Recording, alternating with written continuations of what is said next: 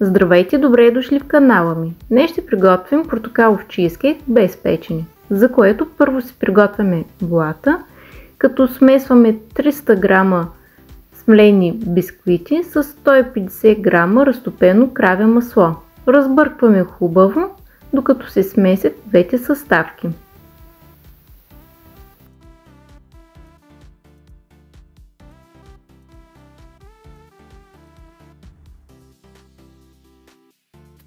Оформих блата в ринг с диаметър 23 см. Притискам хубаво с шпатулката и прибирам в хладилник, докато приготвяме крема.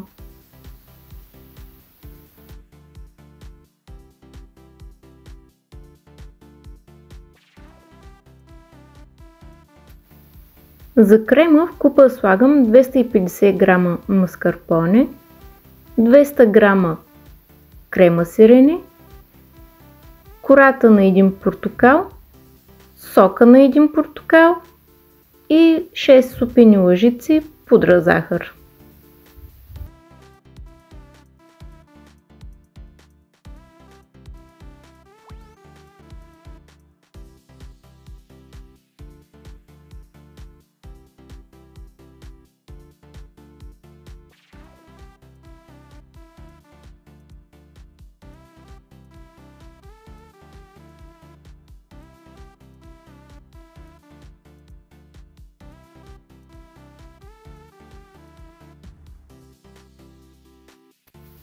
Разбърквам с миксер, докато хубаво се смесят всички съставки.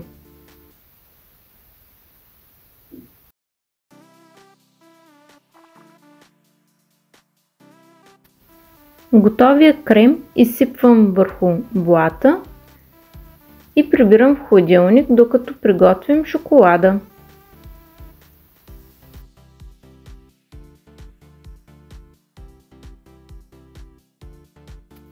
За шоколадовата заливка в касерола загрях 200 мл течна сметана, в което слагам 200 г шоколадов кувертюр.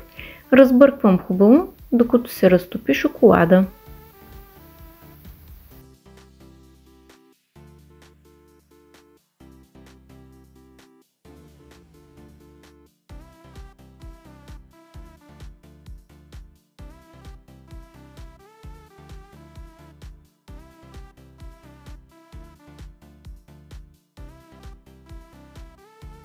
Оставям шоколада да се охлади на стайна температура и след това заливам крема. Прибирам чизкейка в хладилник да стегне за една нощ, но също може да оставите за 4-5 часа, също ще бъде готов.